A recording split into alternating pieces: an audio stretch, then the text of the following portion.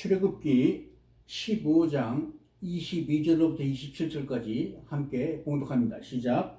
모세가 홍해에서 이스라엘을 인도하며 그들이 나와서 수르강으로 들어가서 거기서 사흘 길을 걸었으나 물을 얻지 못하고 마라에 이르렀더니 그건 물이 쏘서 마시지 못하겠으므로 그 이름을 마라라 하였더라. 백성이 모세에게 원망하여 이르되 우리가 무엇을 마실까 하며 모세가 여호와께 부르짖었더니 여호와께서 그에게 한 나무를 가르치시니 그가 물에 던지니 물이 달게 되었더라. 거기서 여호와께서 그들을 위하여 법도와 율례를 정하시고 그들을 시험하실세 이르시되 너희가 너희 하나님 나 여호와의 말을 들어 순종하고 내가 보기에 의를 행하며 내 계명의 길을 기울이며 내 모든 규례를 지키면 내가 애굽 사람에게 내린 모든 질병 중 하나도 너에게 내리지 아니하리니 나는 너희를 치료하는 여호와임이라. 그들이 엘림에 이르니 거기에 물샘 12과 종려나무 70가지가 서 있는지라. 거기서 그들이 그 물 곁에 장막을 치니라. 아멘. 아멘. 할렐루야. 오늘은 너희를 치료하는 여호와 라파에 관한 말씀을 함께 나누도록 하겠습니다. 미 이란 간의 중동 전쟁이 정말 끝날 듯 끝난 줄 알았는 것 같은데 다시 포성이 들려오는 것 같습니다. 이스라엘이나 이란이나 정말 매일매일 공포와 안도가 극적으로 대조되는 그런 상황에 나날인 것이죠. 오늘 출애굽기 15장에서도 이런 극적인 두 장면이 서로 대조하고 있어요. 지난주에 말씀드렸던 1절부터 21절까지의 말씀, 이 홍해를 걷는 동안 이스라엘은 하나님을 찬양하고 있는 그런 장면이라면 오늘 22절부터 27절까지의 말씀은 이스라엘이 광야에서 3일 동안 물을 얻지 못하자 하나님을 원망한 사건을 바로 기술하고 있어요. 홍해를 건너던 그 뜨거웠던 구원의 감격이 불과 사흘 만에 원망으로 바뀌는 충격적인 반전이 일어난 거죠. 출애굽기 저자는 이 두 장면을 통하여 신실하신 하나님과 이스라엘의 불신앙을 대조하고 있는 거예요. 그런데 우리는 이 말씀 속에서 굉장히 중대한 영적 진리를 깨달아야 하는 것입니다. 많은 그리스도인들은 이제 예수님을 믿고 구원받았으니 이제 내 앞길은 탄탄하리라 라고 믿지요. 그러나 구원받은 백성이 첫 번째 도착한 곳은 다름 아닌 수르 광야의 마라였다는 거예요. 그건 예수 그리스도의 보혈로 구원받은 성도의 삶에도 이런 고난과 결핍의 순간들이 찾아온다는 겁니다. 이 시간 이 마라를 통해 우리 성도들의 인생이 찾아오는 이 쓴물의 영적 의미를 찾기를 바랍니다. 아멘. 오늘 말씀을 통해 이 쓴물을 단물로 바꾸시는 하나님의 은혜를 누리시기를 주의 이름으로 축복드립니다. 아멘. 첫째가 우리 성도들에게도 마라 같은 고난과 결핍은 필연적으로 찾아오는 영적 현실이라는 것을 인정하라는 거예요. 우리 본문 22절 23절 함께 읽습니다. 22절 23절 시작. 모세가 홍해에서 이스라엘을 인도하며 그들이 나와서 수르강에 들어가서 거기서 사흘 길을 걸었으나 물을 얻지 못하고 마라에 이르렀더니 그곳 물이 쏘서 마시지 못하겠으므로 그 이름을 마라라 하였더라. 아멘. 구원의 감격으로 들떠있던 이스라엘 앞에 펼쳐진 것은 정말 뜨거운 태양 그리고 모래바람이 전부인 수르강이었다는 거예요. 그들이 직면한 가장 현실적인 문제는 정말 다른 목마름을 해소해야 될 이 마시물이 다 떨어졌다는 것이죠. 드디어 사흘 동안 참고 견뎠던 그들의 앞에 오아시스가 나타나자 백성들은 환호하며 달려갔어요. 그러나 그 기쁨도 잠시. 그들이 마신 물은 도저히 삼킬 수 없는 쓴물이었어요. 그래서 그들은 그 낭패감에 이곳의 이름을 마라, 즉 괴로움이라는 의미의 이름을 지어 부르게 된 것이죠. 그런데요, 이 본문을 자세히 살펴보면 이스라엘 백성들이 여기 마라에까지 이른 것은 우연이 아니라는 거예요. 그들은 하나님의 임재를 상징하는 불구름, 구름 기둥을 따라 모세의 인도로 정확하게 이곳에 도착했어요. 그럼에도 불구하고 그들에게 닥친 이 마라의 고난이 의미하는 바는 무엇일까요? 성도가 당하는 모든 고난이 정말 죄의 결과나 영적인 타락 때문만은 아니라는 사실이에요. 때로 우리는 하나님의 정확하신 인도하심에 따라 갔음에도 마라와 같은 절망을 만날 수 있다는 거예요. 주의 뜻대로 살려고 애쓰는 가운데서도 우리는 질병이나 파산이나 불화와 같은 마라를 만나요. 그러면 우리는 하나님을 찬양하던 그 입술이 사흘 만에 다시 갈라지고 타들어가는 현실 앞에서 당할 수밖에 없다는 것이죠. 베드로 사도는 성도들이 부딪히는 이런 고난에 대해 베드로전서 4장 12절에서 이렇게 권면해요. 사랑하는 자들아, 너희를 연단하려고 오는 불시험을 이상한 일 당하는 것 같이 이상히 여기지 말고. 그런데 여러분, 하나님은 구원받은 성도가 이 땅을 살아갈 때 때로는 우리를, 구원받은 성도를 결핍과 부족의 상태로 몰아가신다는 거예요. 왜 그렇게 하시냐고요? 우리가 애굽에서 의지하던 세상살이의 수단들, 물질이나 인맥이나 지혜나 그런 경험, 이 모든 것들이 이 광야에서는 아무 소용이 없다는 것을 뼈저리게 깨닫게 하기 위해서라는 것이죠.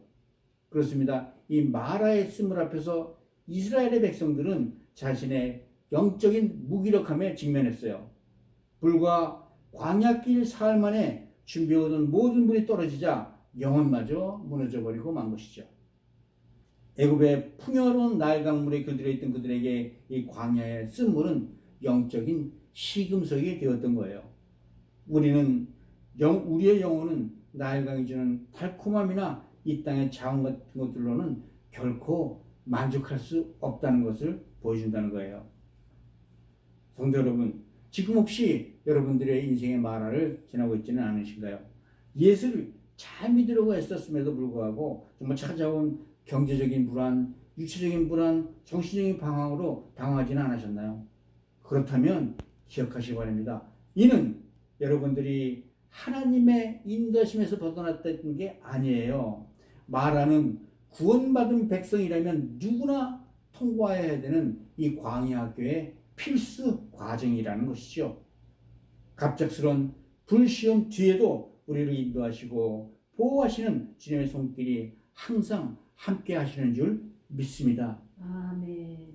그런데 사실 고난 그 자체보다 더 중요한 것은 이 고난을 대하는 우리의 반응이에요. 본문 24절 함께 읽을까요? 24절 시작. 백성이 모세에게 원망하여 이르되 우리가 무엇을 마실까 하매. 예, 백성들이 마라를 맞이하고 나타난 첫 번째 반응이 바로 원망이었어요. 그들은 사흘 전에 홍해를 가르신 하나님의 전능하심을 이미 까맣게 잊어버렸다는 거예요. 환경이 좋을 때는 춤추며 찬양하지만 당장 눈앞에 마신 물이 없자 즉시 마음이 다시 강팍해졌다는 거예요. 입술에 쓴물이 닿자마자 그들의 본성에 숨겨져 있던 그 노예 근성과 불신앙이 사흘 만에 다시 터져나온 거예요. 네, 여러분, 이 원망이라는 것은 영적인 전염병과 같습니다. 원망으로는 상황을 바꾸지도 못하고 영혼만 메모리하여 결국은 공동체마저 파괴하게 만들 뿐이라는 거예요. 사도 바울은 고린도전서 10장 11절 12절에서 백성들의 이런 모습을 거듭삼아 말세 성도들에게 이렇게 경고하고 있습니다.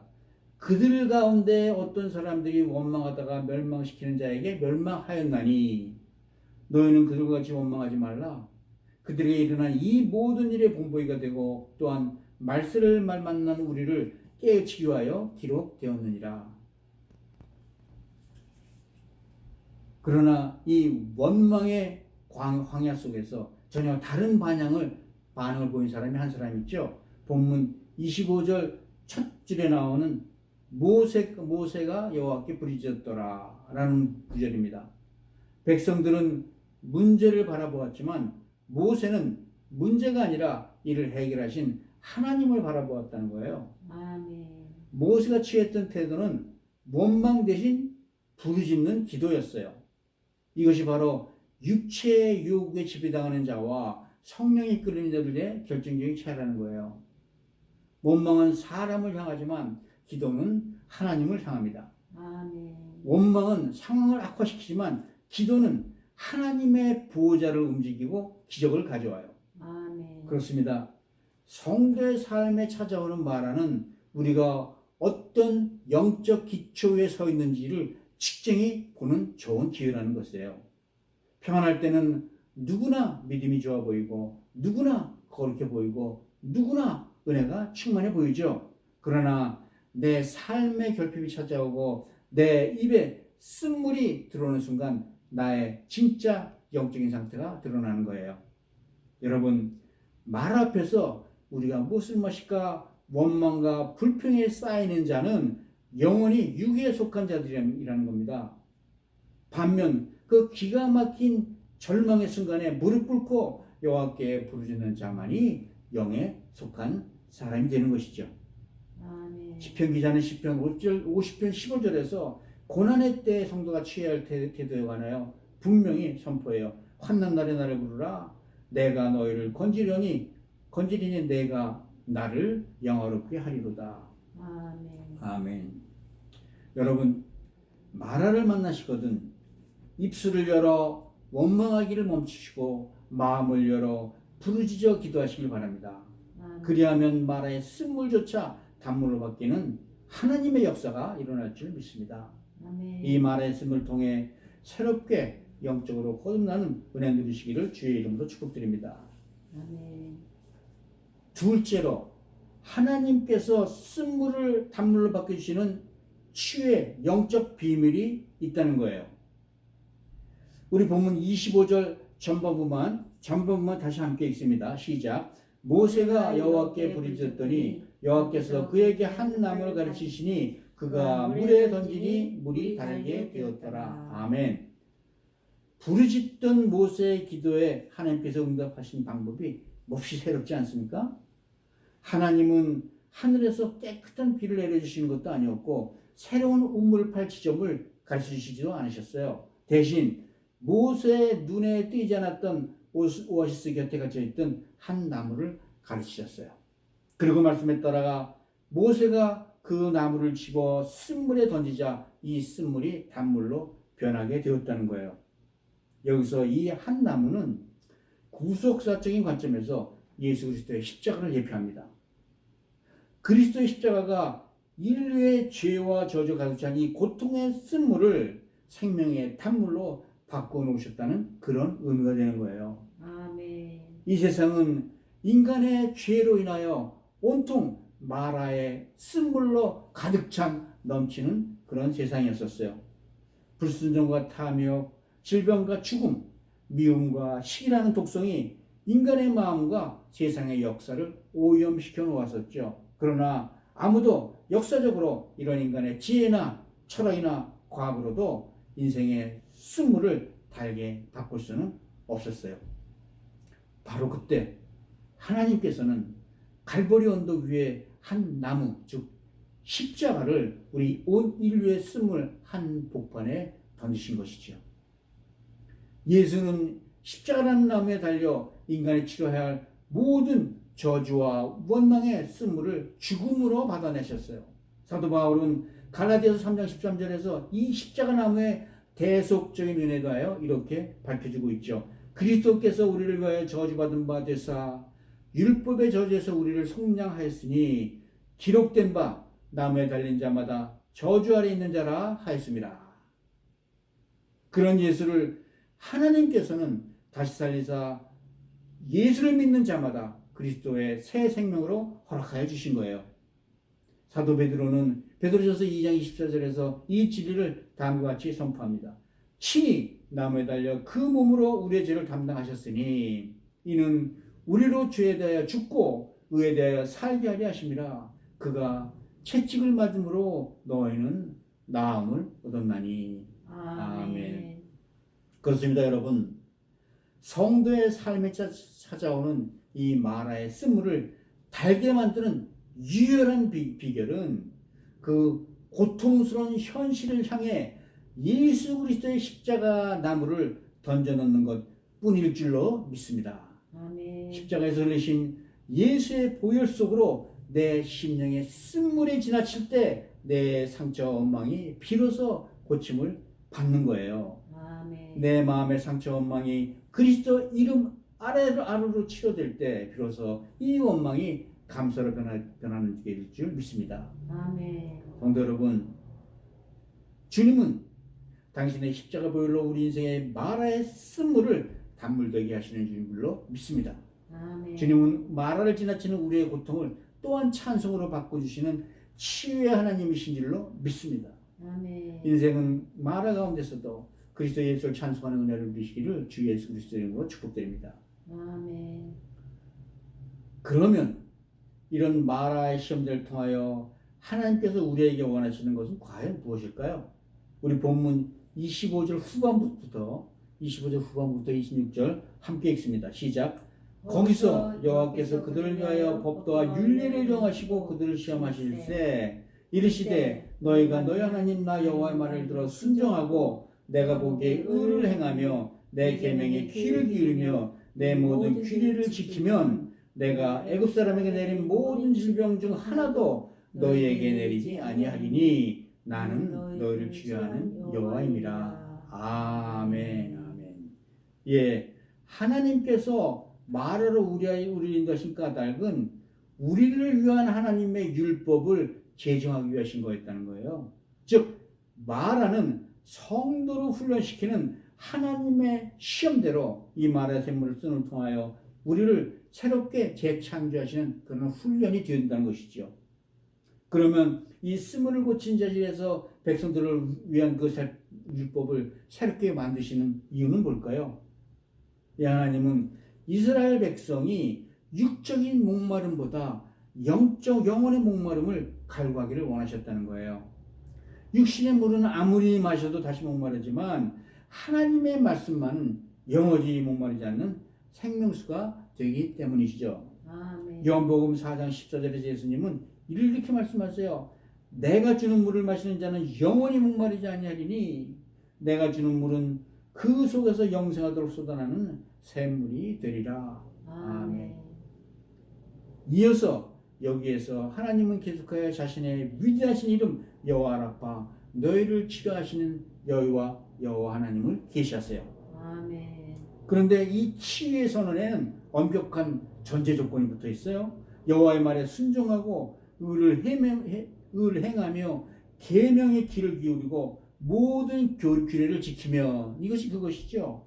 즉 진정한 자유와 회복은 하나님의 말씀 앞에 전적으로 복종할 때에 만다는 거예요. 그러므로 여기서 치료의 대상은 이스라엘의 육체적인 질병이나 마라의 쓴물만을 의미하지는 않아요. 더 근본적인 치유는 세속적인 가치관과 노예 생활에 물든 이스라엘의 병든 마음과 영혼에 대한 치유였던 것이죠. 그렇습니다.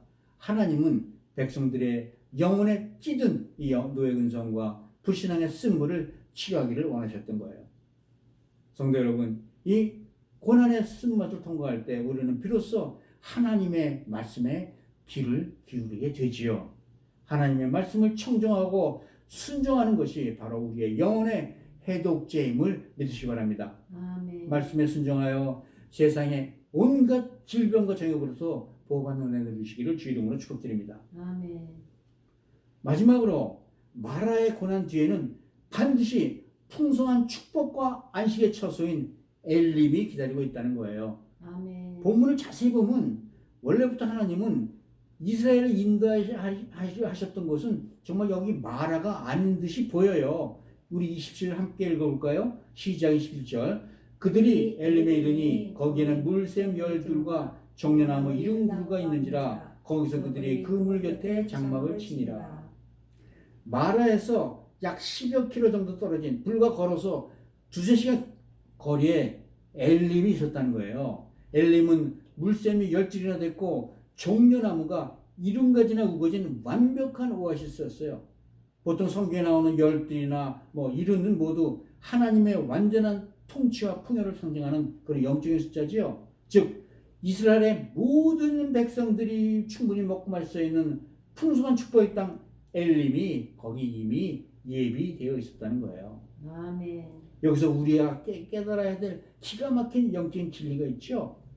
이스라엘 백성들이 마라에서 원망하던 그 순간에도 바로 지척에 엘림이 버젓이 존재하고 있다는 사실입니다. 아멘. 하나님은 백성들을 마라라는 간역으로 먼저 인도했으므로 그들의 믿음을 시험하셨던 것뿐이에요. 만약 그들이 마라에서 애굽으로 되돌아가기로 했다면 그들은 결코 엘림의 축복을 맛보지 못했을 거란 거예요.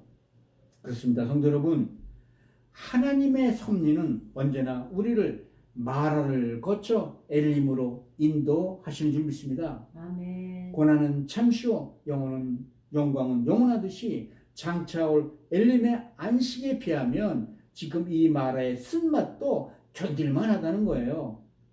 바울은 부활의 영광과 소망을 바라보며 고린도 후서 4장 17절에서 이렇게 고백해요. 우리가 잠시 받는 환난에 경한 것이 지극히 크고 영원한 영광에 중한 것에 우리를 이루게 하려 함이라. 아멘. 마라의 시험을 통과함으로 엘림의 축복을 삶 속에서 이루는 은혜 누리시기를 주의 이름으로 축복드립니다. 아멘. 이제 말씀을 맺죠. 사랑하는 성도 여러분, 혹시 지금 우리 중에 수루광야에서 마라의 쓴물을 맞이하신 분은 있으신가요? 그러나 실망하지 마시기 바랍니다. 마라는 엘림으로 가기 위한 중간역일 뿐이에요. 마라는 단지 우리를 하나님께서 하나님의 백성으로 삼으시려는 하나님의 시험된 줄로 믿습니다. 아멘. 만약에 마라의 쓴물을 만나셨거든 모세처럼 여호와께 부르짖어 기도하시길 바래요. 그리고 이 고통의 한복판에 예수 그리스도 십자가 나무를 믿음으로 던져 넣으시길 바랍니다. 그리고 기억하세요. 마라 바로 몇 발자국 뒤에는 엘림이 우리를 기다리고 있다는 사실을. 아멘. 그리하면 여호와 라파 되신 하나님께서 십자가의 은혜로 여러분들의 쓴물을 단물로 바꿔주실 줄 믿습니다. 아멘. 오늘 내 삶에 찾아온 마라를 믿음과 기도로 통과하여 하나님이 예비하신 엘림의 풍성한 생수 안식을 누리시는 우리 복된 성도님 모두 되시기를 주 예수 그리스도 이름으로 축복드립니다.